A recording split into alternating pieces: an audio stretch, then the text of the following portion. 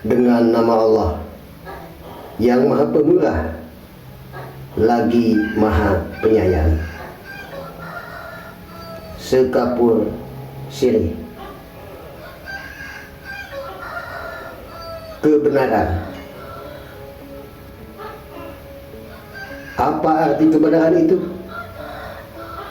Kebenaran adalah lawan kata dari ketidakbenaran.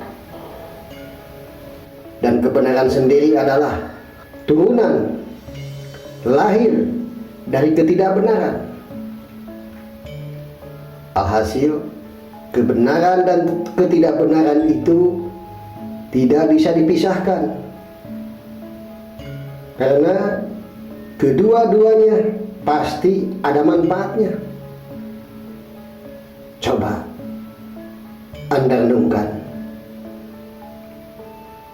Benar dan tidak benar itu adalah keputusan Tuhan yang mesti terjadi di dunia ini dan diizinkan Tuhan.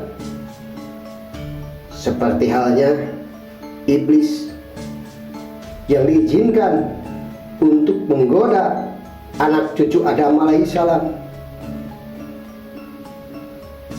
Cobalah Anda pikirkan hal itu. Karena kalau kedua hal itu tidak ada, tentu manusia tidak akan ada nilai di hadapan sesama, apalagi di hadapan Tuhan. Seperti pada zaman dulu lahir ribuan para syahid, para syuhada, dikarenakan adanya kaum yang menentang kebenaran. Jadi hakikatnya mereka itu mengantarkan para syahid, para syuhada ke surganya Allah. Coba Anda pikirkan baik-baik. Dan pada kebenaran pula pasti ada pihak yang tersakiti. Seperti halnya para petani yang membajak, mengolah tanahnya. Pasti ada binatang yang terbunuh. Tetapi kalau tidak mengabaikan hal itu, kita akan kelaparan. Cobalah Anda renungkan dengan seksama. Seperti halnya seorang pahlawan, dikatakan pahlawan karena adanya penindasan dan ketidakadilan. Dikatakan pejuang karena adanya penjajahan. Zaman para nabi misalnya, seperti halnya Nabi Ibrahim alaihissalam mendapatkan penghargaan dan kemuliaan di sisi Allah Subhanahu wa Ta'ala karena dapat menaklukkan Raja Namrud. Jadi kesimpulannya adalah di balik kejahatan itu ada pihak yang dapat manfaat di dalamnya. Begitu pula sebaliknya. Meskipun kita menegakkan kebenaran, pasti ada hak orang lain yang terabaikan. Misalnya, berapa banyak janda-janda dan anak-anak yatim diakibatkan peperangan menegakkan kebenaran. Jadi kesimpulannya adalah kebaikan dan keburukan itu satu sama lain saling terkait. Cobalah Anda renungkan. Jadi selama alam dunia ini masih ada, hak dan batil itu tidak akan musnah. Karena dunia ini hakikatnya adalah sumber masalah untuk menghadapi masalah, bukan menyelesaikan masalah.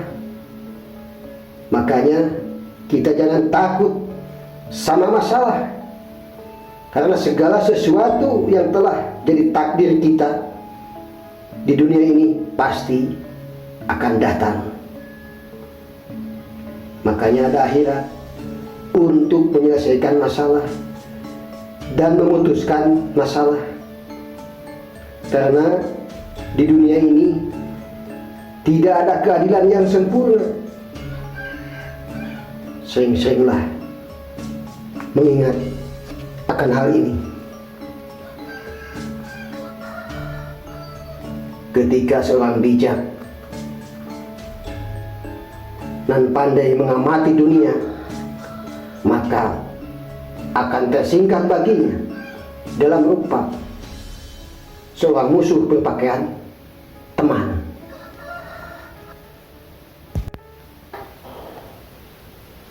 Seandainya setiap manusia dengan penuh kesadaran merasa selalu terawasi olehnya, maka setiap manusia akan selalu menjaga kejujurannya, takut untuk menyombongkan diri, dan takut untuk berbuat serakah. Sehingga setiap manusia selalu menjaga setiap perilakunya, taubat, juhud, sabar, ikhlas, tawakal, syukur, cinta di hadapannya. Seandainya manusia merasa tidak terawasinya, maka dia tetap mengawasi manusia, karena dia adalah penguasa tunggal dan maha pengawas. Hukumnya kekal dan abadi serta kokoh, dan bagi siapapun akan mendapat menerima keadilannya. Itu semua tergantung dan bergantung kepadanya. Akan tetapi semua berpulang kepada diri manusia masing-masing. Dia menciptakan segalanya atas dasar kebenaran dan hukumnya, sehingga seluruh alam dan seisinya tidak terlepas dari proses ekosistemnya, proses ekologinya, dan proses ekonominya. Dan melalui itulah dia menunjukkan perilakunya dan keberadaannya. Tunggalnya dialah yang menjadikan dia menjadi penuh dengan kemahanaannya. Perilakunya itulah yang menunjukkan, menyampaikan, termanifestasi tajali dalam wujud kesadaran alam dan kecerdasan alam, sehingga seluruh alam seisinya bergerak selaras dengan aturannya serta tidak terlepas dari pengawasannya. Maka dari itu, daripada sejuta hayalan dan angan-angan, lebih baik dengan satu keinginan. Daripada sejuta keinginan, lebih baik dengan satu kemauan. Daripada sejuta kemauan, lebih baik dengan satu niat. Daripada sejuta niat, lebih baik dengan satu nawaitu. Karena dengan nawaitu manusia selalu ingat dengan perintahnya dan aturannya.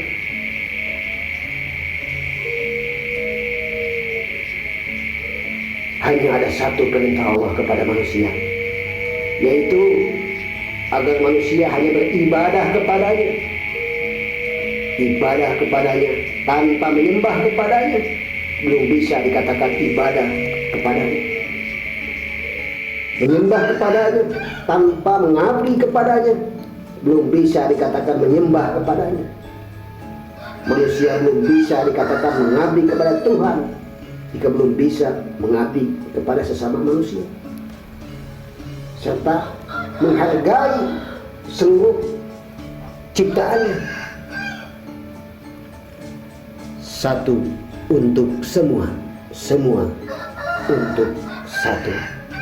One for all for one. hubul waton minal iman. Cinta tanah air adalah bagian dari iman. Manjada wajada. Siapa yang bersungguh-sungguh maka akan berhasil. Bersatu kita teguh, bercerai kita runtuh. Esa hilang, dua terbilang, habis gelap terbitlah terang. Hilang satu, tumbuh seribu. Rawe-rawe lantas, malang-malang putung.